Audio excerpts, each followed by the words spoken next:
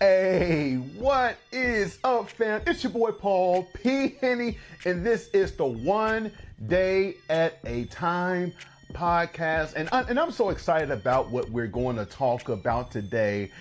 We're going to talk about obstacle or opportunity. That's right, obstacle or opportunity. So what I thought would be appropriate is for me to share some of my personal story with you. Some of my personal story with you. So who the heck am I? Who is Paul Henderson? So first, I am a son of God, and I'm unashamed about that, right? Okay, as a Christian, that's who I am. And a lot of what we're going to talk about, I'm actually going to talk about through that lens. So, one, I am a son of God.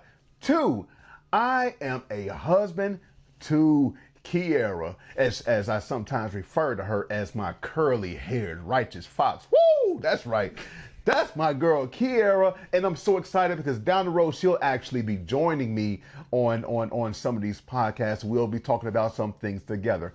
Number three, I am a father to my sons. I have four sons. We have four sons: PJ, Joseph, David, and Noah. And I'm loving this journey of fatherhood, okay? And outside of that, I'm a published author, okay? I'm a published author. I published my book, Slave No More, Conquering the Master Within, in 2022. And that's an amazing journey all in itself. And I'm also a speaker, okay? I've been a speaker at various events, whether schools, churches, conferences, and that's something that I've had the opportunity to do. And I've also been featured on quite a few podcasts, especially around the time when I released my first book. Now, something else you need to know about me is that recently my family, about 2 years ago, we relocated from Richmond, Virginia to Detroit, Michigan. Richmond, Virginia to Detroit, Michigan. I did that because I had an opportunity to take a school administrator's job here in Detroit. And I tell you what, fam, it has been a journey. Now, the question is, how did we get here? Okay, so going back, I was actually born and raised in Hampton, Virginia. That's right, 757, stand up. Hampton, Virginia, that's where I was born and raised up until I was 11 years old. And then, it's kind of hard to have 7 people in a 2-bedroom home. So my family had to find a bigger home. We ended up moving to Suffolk, Virginia. At the time, I didn't know where Suffolk was on the map. I couldn't even locate it, but that ended up being a great move for my family for various reasons. I ended up running track and field in high school. I would say I found that sport, but I think the sport actually found me, especially with the races that I ran, the 400 and 800 meters. I don't know who goes out and says you want to kill yourself in that manner, but that's a different story for a different day.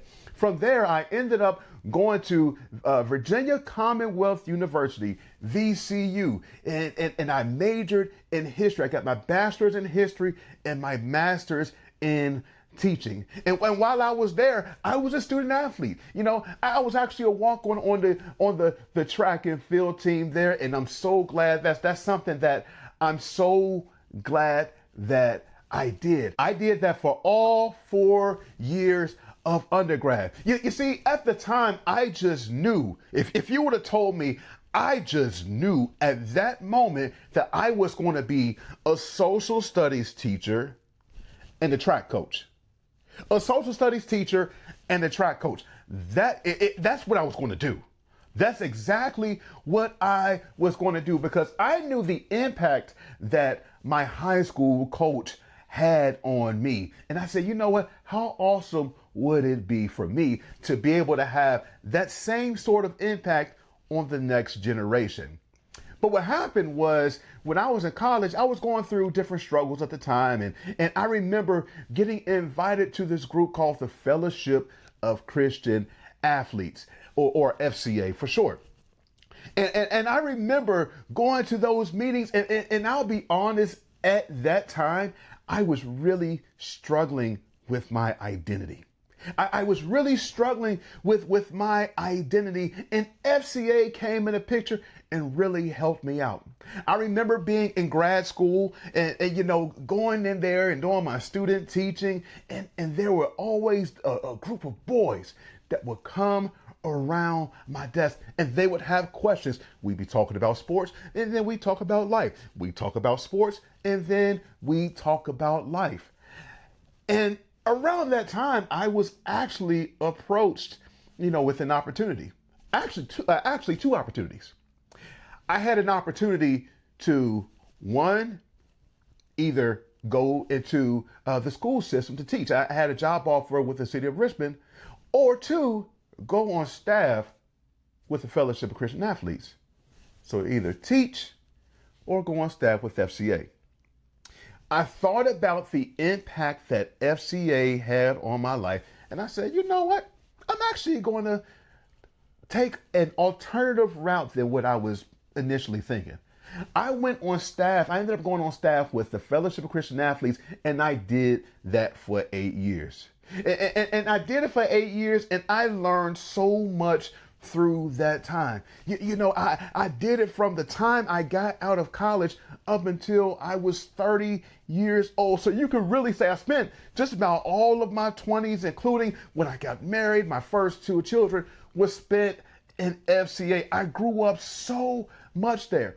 And, during that time, I would go speak at middle schools, high schools, and colleges. I was doing a bunch of team chapel services, pregame services for a lot of different college football teams. And I remember specifically one day, a group asked me, Paul, if you had a dream job, what would that dream job be?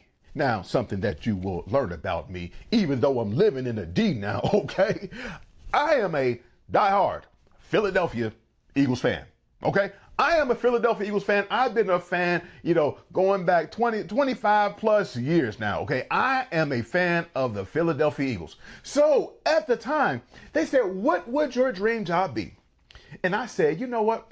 I would love to be able to do a pregame team chapel service for the Philadelphia Eagles. No, I said that in jest, okay? I had no idea that it would actually happen for the first time in 2015.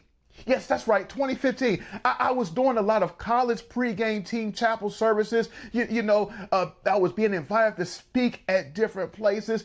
And then all of a sudden, in October of 2015, I get an opportunity to do the pregame chapel service for the Philadelphia Eagles. You couldn't tell a boy nothing because now we rolling, okay? Now we are rolling. It was almost like a dream of mine. And I went in there, knowing who the guys were. But let's be real, okay? I really wanted to honor the position that I was in. They weren't interested in a fan coming in and talking to the team. The guys that were there, they really wanted to hear a message. They wanted to hear a message. So I did my very best to first and foremost, honor God, and then honor those guys by just giving them a message. I never even told them that I was a fan of the team.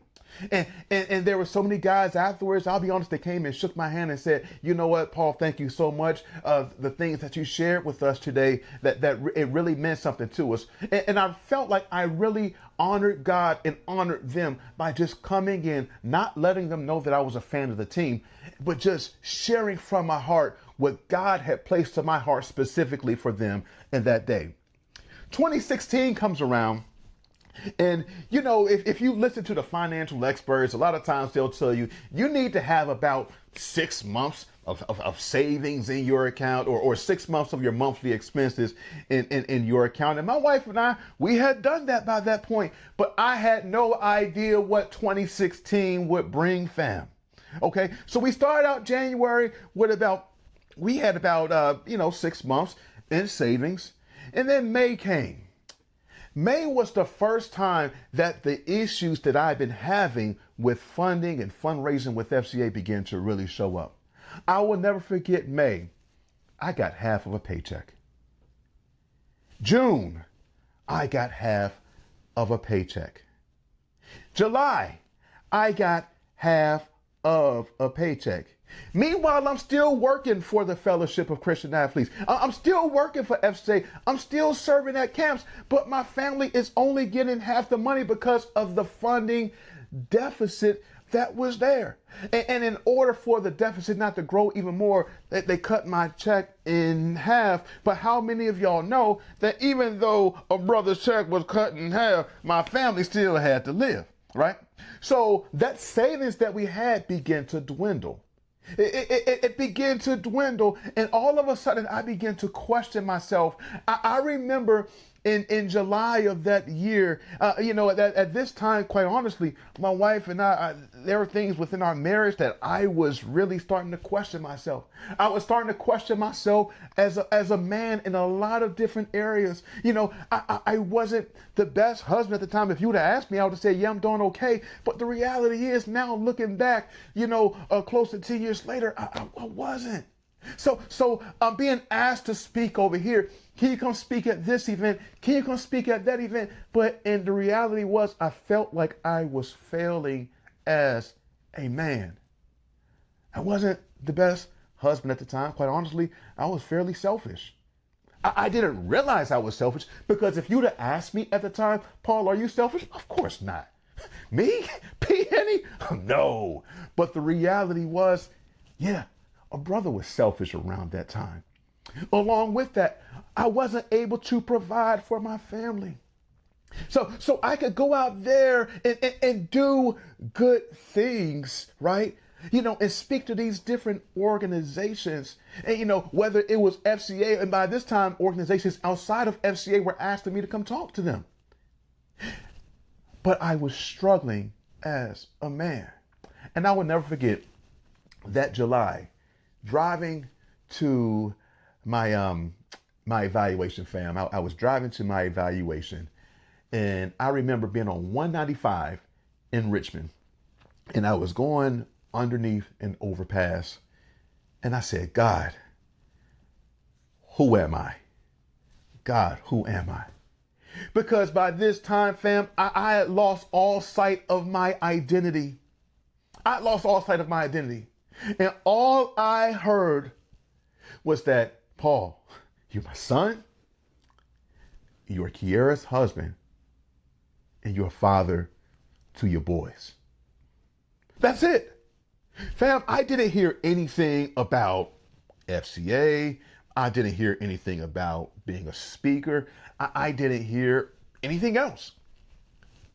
You're my son, you're Kiara's husband, and you're a father to your boys. And fam, I'll be honest, that's when I began to be a bit unsettled about my future with FCA. It was around that weekend that I actually decided that it was time for me to step away. And it was hard because what I realized is that I had begun to allow FCA to be my identity. There were so many schools and different organizations around that time that were asking me to come speak and asking me to do this and fulfill this role. And man, I felt like I was needed. I was wanted. And what I didn't realize at the time was that I had allowed that to become my identity. So what ended up happening is I told them that I was going to step away. And I said, you know what, perhaps this is a good time for me to step into my next career path as a teacher. And I'm thinking that I'm just going to find a teaching job right away. Because who wouldn't want P. Henny? Come on now. Who wouldn't want P. Henny? It wasn't as easy as I thought it was going to be. During that transitional time, that last month, I did not get paid at all with FCA. So remember those 6 months of savings that I had? Around this time, it had really dwindled down. It had dwindled down by months. And not only did it dwindle down by months, I ended up getting a teaching job, but I was making about $10,000 less than what I was making with FCA. So now we really starting to get hit. Not only that, I ended up getting a job, but that job was at an alternative school. And there's nothing against the children there, because quite honestly, I as an educator, I see value in every student that walks through my doors. But the reality is that job was hard. I mean, your boy was kind of struggling there. It was hard. And I remember going out there and saying, Lord, what in the world have I gotten myself into? I will never forget going into that job one day. Every once in a while, I was around that time. I got this book called Kingdom Man by a guy named by a pastor named Tony Evans, and I actually have it here because I want to read something that I read one day. It was on page 47. I will never forget this. And he said on page 47, toward the bottom, if you ever want to get the book, you may not be in your dream job or dream situation, and you may literally be stuck away in some obscure location. And I remember reading that, like, bruh, Tony Evans is talking to P. Henny right now, because I was driving to a place in the Metro Richmond area that was not too far from where I lived. I never knew where it was. I mean, this place was in the boonies. This place was in the boondocks. I never even knew this area existed. And I would go out there, and sometimes I felt like my sole purpose to go out there was to be disrespected by children. Okay, let's be real, because the students that I had there, they tested you and they tried you. And there was something that I did every single day. I would go in there and I would tell the students, your life has value. Your life has meaning. Your life has purpose. And then I would say, you can do all things. One day at a time, I would tell these students the same message.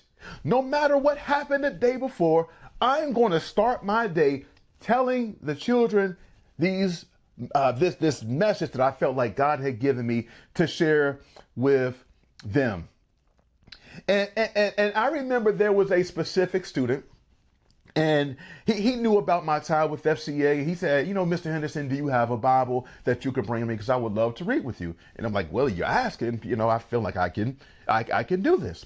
So I brought him a Bible from home, one of my old FCA Bibles, and we read a couple things per his request. And I remember that after a while, this particular student really began to turn against me. One day in specific, fam, and this is a true story. He got so mad at me, and I said, look, go ahead and leave my class. Something we would do is we would tell him to take 5. And the reality is he needed to take 5 minutes to cool down, and I needed to take 5 minutes to cool down from him, because a brother was getting frustrated around this time. I will never forget that day. He took the biggest book that he could find. It was an econ book, an economics book, and y'all seen the real thick ones. He took that book and threw it across the classroom. That book hit the front of my desk, and this is one of those aluminum or metal desks, so it had a lot of sound for impact. It hit the front of my desk. Like a G, I stood there. A brother didn't even flinch, okay? And then what he ended up doing is once he saw I didn't flinch, he said, that Bible you gave me, Mr. Henderson? You could take that Bible and shove it up your... And I'm like, okay, you finished? Go ahead and get out my class.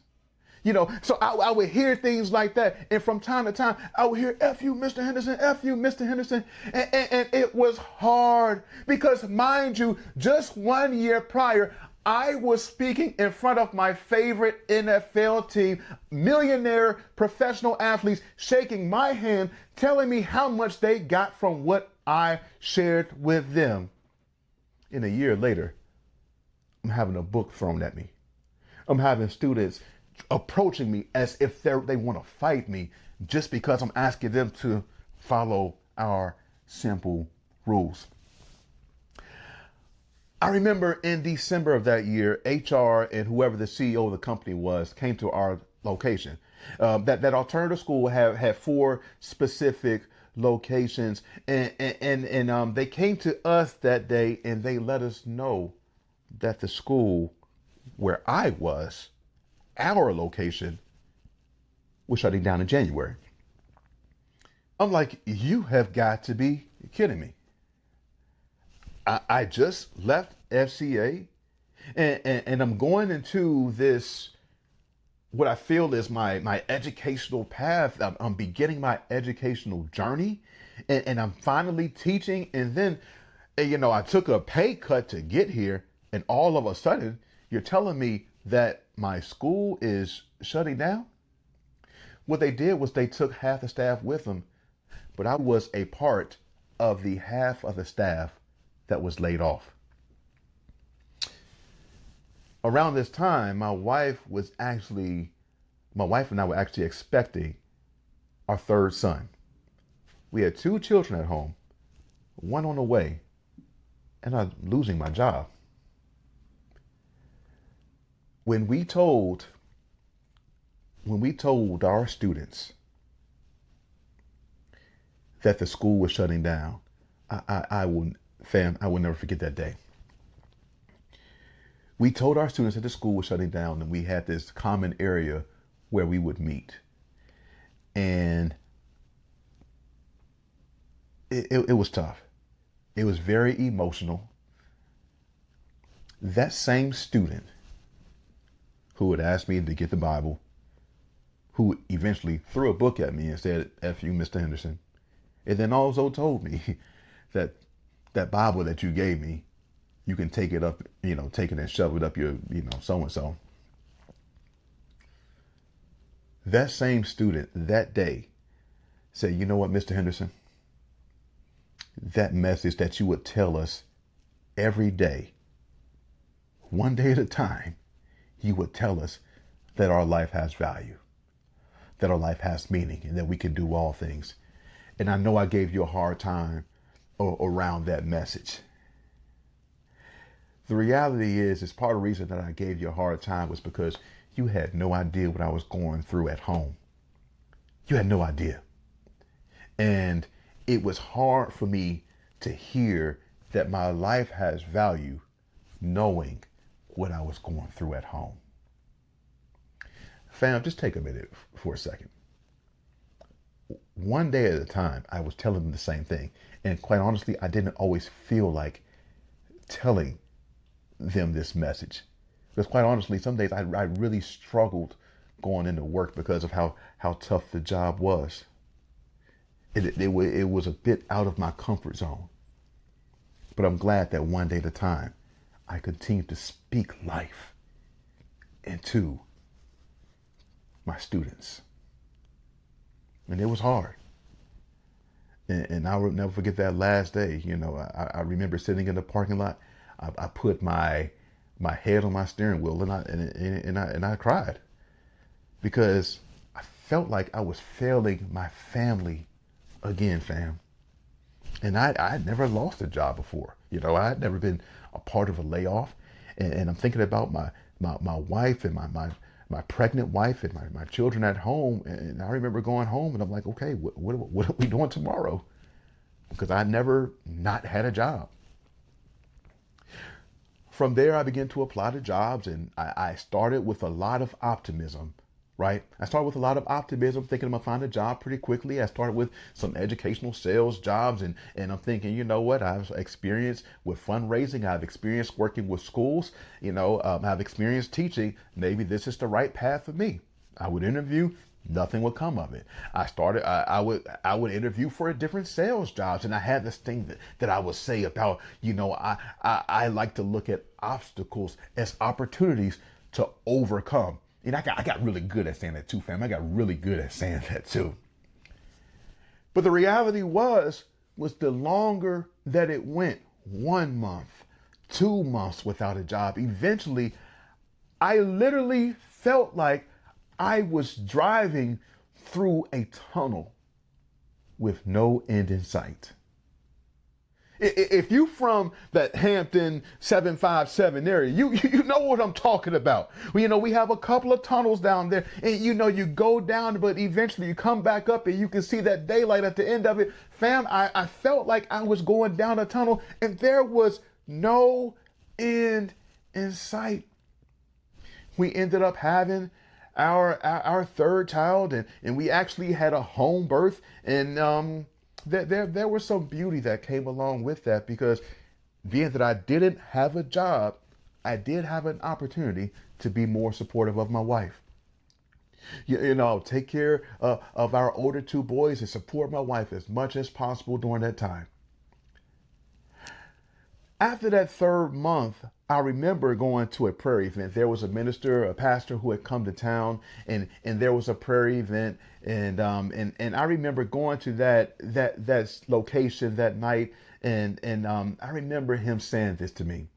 He said, "Paul, I know you're struggling, not having a job right now, and I know you're out there looking for a job, but maybe, just maybe, this is an opportunity for you to work on something that you've wanted to work on. Maybe a project, maybe you have a goal that you've had, and that you, if you were to have a job right now, it would be hard for you to accomplish that goal. Maybe you have an opportunity to pursue it, with the time that you have in your hands." Fam, that was April 5th of 2017. That night, I went home and I wrote the words, "Bobby was frustrated." Those are the first words to my book, Slave No More, Conquering the Master Within. You see, what was in front of me was I had an opportunity to put this thing that I was saying in interviews, I had an opportunity to put it in practice. This obstacle that I have of not having a job was an opportunity for me to write something, to produce something that God had put on my heart a long time ago. And what I would do was one day at a time, fam. I would get up in the morning. I would take care of my younger sons. I would make sure that my wife had everything that she needed as she was nursing our third son around that time. I would apply for jobs one day at a time. This was my rhythm. Check on my wife. What do you need? How can I support you? Take care of my sons, apply for jobs. And at night, a lot of times between 12 a.m. and 3 a.m., I was writing. We had a rocking chair in our bedroom, and I would sit there and I would type, and God would download ideas, and I would type the next thing, and then I would say, you know what, maybe we need to do this, and then we would drive out to a location for a better visual, and we would say, you know what, this needs to be a part of the book for people to really understand and get the message of what it means to conquer the master within. For income at this time, I'll be honest, we had to go on unemployment. That was uncomfortable for me. I never knew anything about it. I'm always like, we got to pull ourselves up by our bootstraps. But after a while, the brother felt like I didn't have bootstraps to pull myself up from. Okay, I would work odd jobs. I'm okay. Let's be real, fam. I'm not known to be the best with my hands. Okay, that's not me. It's just not me. All right. But I was doing things at the time just to help my family out, going down with the contractor and just helping them out with little jobs. One day at a time, fam. I said, what can I do to go out there? Sometimes I would go out, just donate plasma, because the reality is you got to do what you got to do, especially as a husband, especially as a father, to take care of yours. One day at a time, I would go out there and I would do these things. Eventually, after about 5 months, I ended up getting that sales job. I got that sales job, fam. But guess what? Here's a cool thing.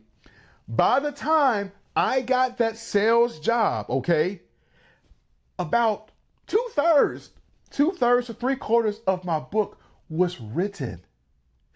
So my thing actually changed. I rather than writing between 12 a.m. and 3 a.m., I would write on the weekends. And by December of that year, a brother was finished that book. The manuscript was finished. I was learning in sales, and I had a couple of sales jobs over those 2 years. And fam, I learned so much during that time. And then the next 2 years, I was in corporate America, and I learned so much there. Right, as a matter of fact, right before I left corporate America, I got a 6% raise. 6%. Fam, now we rolling, okay? We rolling. Let's go. But after about 2 months, I get a message. about a job opening at a school to be a dean of students? Me? Dean of students? Fam, once again, I only taught for 5 months, okay?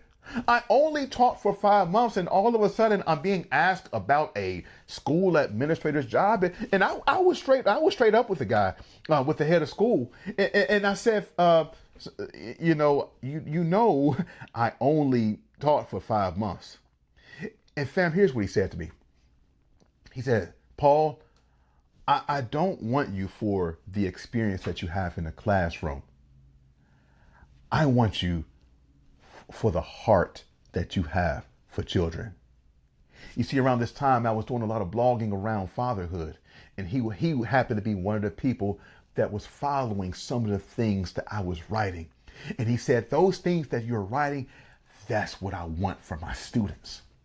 So I went to that job and I learned that job one situation at a time, one day at a time. I would learn. And then after one experience, I would take the lessons from that experience and I would do my very best to apply those experiences to the next situation. In the middle of my first year, that book that I had written during my time out of work was released. Slave No More, Conquering the Master Within was released in January of 2022.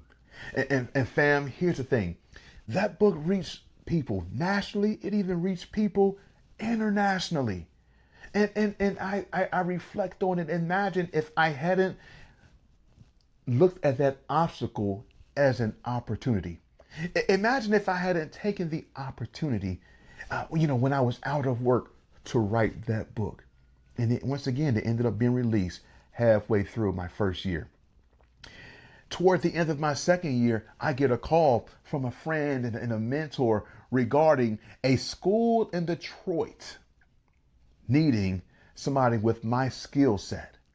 And I'll be honest, when I was first approached with it, I was like, absolutely not. But by a string of events, my wife and I began to talk about it. We began to think about some things, a series of events that had happened. And we say, you know what?